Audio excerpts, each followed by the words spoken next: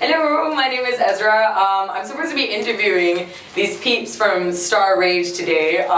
They thought that we'd switch it up, so I'm going to be interviewing them. They're going to answer some questions about this article that actually made the front page of the R.AGE section. This came out on Tuesday. It's called Crimes of Hear-manity. So Crimes Against. Crimes Against. Crimes Against Hear-manity. Okay, so you can see, this is like the whole article. Yeah. There's some online, there's one online as well, so if you'd like to check that out, I'll get them to tell you how to get there later. Okay, first things first, how did you guys come up with the whole topic? Like, why did you want to write against hearing loss, especially amongst young people? Because you don't really hear that a lot, right? Yeah. Here, no pun intended. No pun intended. Ezra, well, actually I read this article. It was actually a report by the World Health Organization, and it came out sometime in February. Okay. And the report basically indicated that there are 1.1 billion young people around the world who are at risk of hearing loss, and it's primarily because they were listening to unsafe sound levels, like from their audio devices like earphones and headphones, as well as like because a lot of young people like to go to clubs and concerts, and sound levels are really, really loud there as well. So I thought that would be a really interesting story, and it would really resonate with a lot of young people because it's, you know, these are recreational activities. Yes. This is what people like to do in their free time. Yes. And if they're doing this and not knowing that it could actually cause hearing loss, you know, it's something that I want to tell people about. And the other thing was also that it was slightly personal to me because my hearing is horrible. Like, it's really horrible. Like, people will tell me, like, I'm going to KFC, and I'll be like, who's Mr. C? Like, that's really bad, actually. yeah, it is. And like, and if I'm in a noisy place or, you know, something like that, I can't hear what people are saying. So I just nod like a lot because I don't know what they're saying, you know, and then rather than ask them like for the 10th time, you know, I'm just like, oh, yeah, I know, you know. But that's the opposite of me. I'd be like, what? I'm sorry, what? How common is hearing loss when it comes to young people, like in KL nowadays? Well, we couldn't find any data for, say, KL or Malaysia, but noise-induced hearing loss is actually the second most common sensorineural hearing loss after age-related hearing loss. Oh. So sensorineural hearing loss, I know it sounds like a mouthful. Yeah. It basically just means that there's damage to your cochlea and to the nerve pathways that lead from your inner ear to the brain. Oh, yeah. So there's no specific data on noise-induced hearing loss in Malaysia. Yeah. But in America, some of the estimates indicate that about 15% of teenagers have this noise-induced hearing loss. Ooh. So it's quite a lot, and it's actually quite alarming though. It is actually quite alarming. And the thing is, the music and clubs in America are a lot softer than they are in KL, so y'all better listen up. Why are young people more susceptible to it? Like, what are the causes of why they are more open to losing their hearing now? Well, I think it's partially because of, like I said, lifestyle. Yeah. So a lot of it is from recreational usage. So, you know, maybe they're using their headphones or their earphones or this sort of things. And also, I think, you know, when you're young, you just think there are no consequences. Yeah. It's like you're 18 and you just want to party and you want to listen to your music. And Like you don't super loud. Yeah. So you don't want people telling you, look, you know, you can lose your hearing. Yeah. So like, that's don't true. care. Yeah. Well, I used to do that as well, like in high school. I'd have like soundproof headphones, but then you can still hear the doo. Yeah. I don't know how I did that. I stopped only when I heard ringing in my ears. Yeah. Yeah, so that's like a common, is that something that you can, That's like a common sign, like a Yeah. first sign? Yeah. Oh, if you hear ringing, stop the music. Actually, your ear is trying to recover from a traumatic experience. So that's why you get that ringing in your ears. Okay, that would Yeah. make a lot of sense. Do you Yeah. think that like kids these days are actually aware that they could lose their hearing? I think no, I don't think they do. Not Not from the lifestyle. from the case study that we conducted at least. Yeah. But to be fair, and I was also reading this in the article online, like in science, when we are in high school, we are taught that you can lose your hearing from things like a motorcycle passing. Yeah, of course. Yeah. So do you think that because of that, it contributes to them thinking, it's alright, like...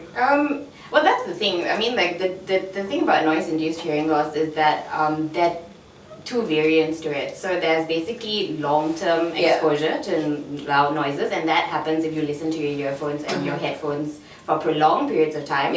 And listen to loud music as well. And also if you go to clubs and pubs and whatever all the time. Yeah. So that's prolonged exposure, and that hearing loss is actually irreversible. It's permanent. You're never gonna get back what you've lost. It's forever. I gotta get my ears checked now. But the other one, the one that maybe you were talking about with the motorcycle, is actually when there is exposure, like a sudden exposure to loud sound. So maybe there's a firework exploding next to you, which happened to Shan actually. Oh. Or you know, like right beside you. Yeah, I literally actually- right next to him. Yeah. I actually, okay, when she proposed this story, right? Actually, it just came my way. So I was supposed to help her with the study and all that. But it is personal to me because I know how horrible it is. My family booked a vacation in Mauritius when I just left school lah. So it was during SPM, and this kid who didn't have to do the last paper decided to celebrate. Oh. He threw you know the merchant bola, the big one. Oh, the bomb! That I one. was, Yeah, that's amazing. I was downstairs and there was this wall guarding it. It so happened it came here.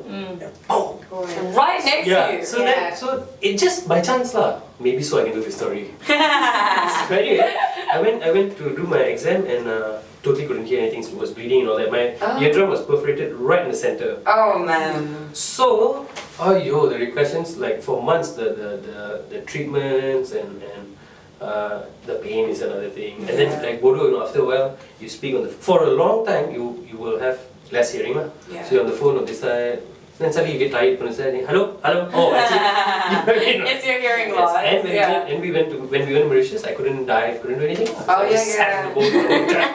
Yeah, so it's a big deal. Yeah. So this is all to all of you youngins that think that hearing loss it's just my ears. Like I won't be able to hear things new. You won't be able to do fun stuff like diving.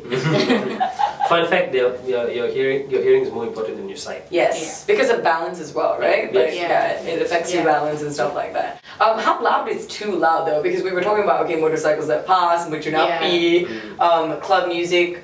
How loud is too loud, decibel wise? Okay, so basically the basic premise is that the louder the sound, the shorter the duration that you should be listening to it. So anything that's above 85 decibels, you have to progressively reduce the amount that you're listening to. So 85 decibels or anything under 85 decibels, you can safely listen to for about 8 hours. Oh, okay. Yeah, and then every 3 decibels onwards, you have to half the time. So say at like 88 decibels, it is 4 hours, and 91 decibels, it is 2 hours. Oh, okay. Yeah, and then just to give you like a point of comparison, at like most clubs in Malaysia, not all of course, but some of them, when it gets really loud, because it progressively gets louder from the time the club opens at 9. Yeah, that's true. Yeah, People get cranked later. Yeah, so they really crank up the volume as well. Yeah. So it can go up to say about 115 decibels, and at that decibel level, you should actually only be there for 28 seconds. Oh. That's your exposure level that you should be at. Okay. And at a rock concert, it can be up to about 121 decibels. You should actually be there for 3 seconds. Oh man. But do you think that maybe the open airness of a rock festival would help cut that It down? disperses the sound. It disperses the sound, it does so that disperse helps it. out. Yeah, Okay. so actually a closed environment, even a car, is actually bad for you because the engine has a certain level of sound as well. And that's then true. if you crank up the volume on your stereo, So it contributes to the and decibels. there's nothing that's letting it out, like unless you're opening the windows or whatever. But then there's a sound that's coming in from like the wind or whatever it is. So it actually causes more stress when you listen to music in your car. Yeah, like for me, I have to listen to my music like super low. Yeah. Super low, okay. Yeah. Yeah, like I think super if low. it's soft, then it's soothing. But when it's loud, it's actually. So when people say in the traffic jam you should listen to music, you should actually be listening to it softly because otherwise it's stressing you gets you out more more. agitated. Yeah. Listen to some Erica Badu. That was at like level 6 maximum. Hey, see, I wanted to show you this. So, like, ideally, speaking volume should be about 65 decibels. 65 That's decibels. right. So we have to use our we are inside thereabouts. voices. Yeah. Oh, And- I'm like naturally louder. yeah. No, okay, see, like 80 is really. It also varies depends a lot, like, depends on how close you are to the mic. Yeah. So similarly in a rock setting, right? Oh, sorry, before I forget, everybody, this is a free app. It's called sound meter. Sound meter. Yeah. So if you're concerned after this, wherever you go to, let's say it's a bar or whatever, right, just whip it out, check the decibels lah. Make sure you're not in the danger zone lah. You know what I mean? So yeah. I'm gonna be so paranoid after this. I'm gonna be like every time I go to a club, I'm like it's too loud. No, but from what from my research lah, right? Yeah. most places are okay so long you don't go and sit next to the speaker.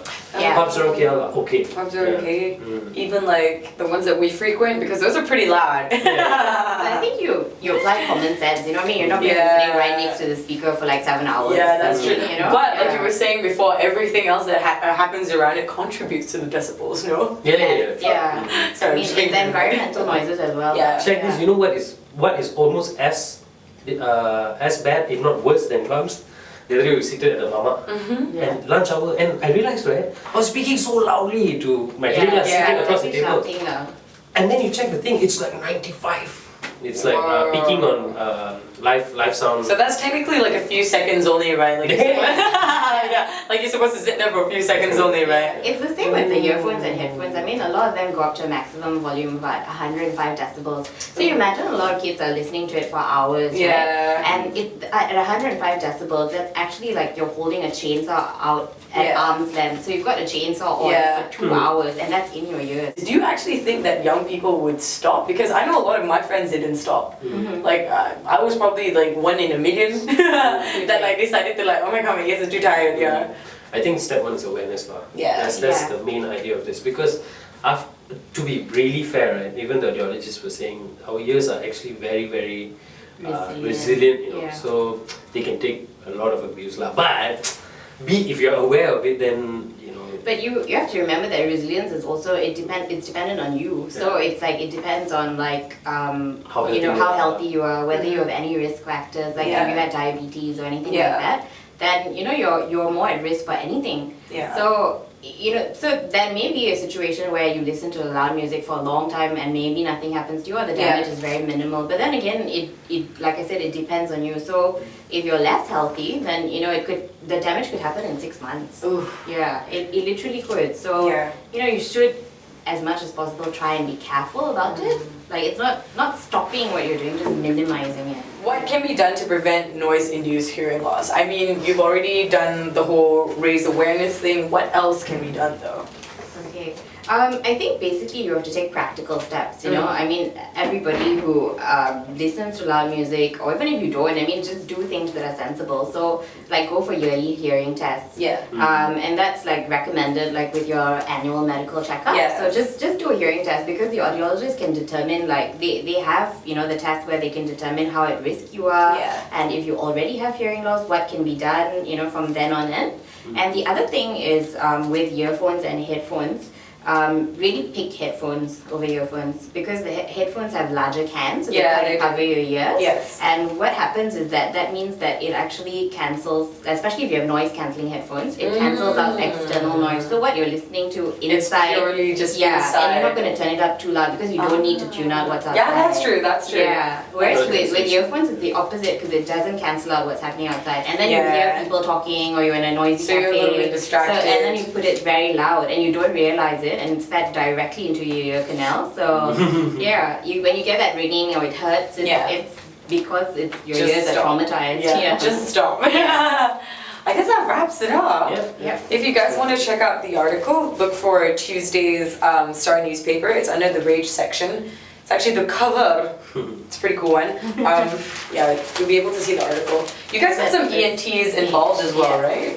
And this Audiologist. our ENT specialist, Dr. R.AGE, and this is the audiologist, Yes. Sarah Venon. They got a whole bunch of young people fitting the demographic that they were looking for. Yeah. And audiologists and ENTs to like test out hearing. So that's pretty cool. Look for the online version. Right? Yeah, you can look for the online version as well. Where can they find it? rage.com.my. Yeah. What he said. Is anybody saying anything on? No question, Aussies. Okay, then we'll catch you guys On the flip side. Bye. Thank you for listening. Hey, thanks Ezra. Thanks. Yeah, thank you. Thank you guys.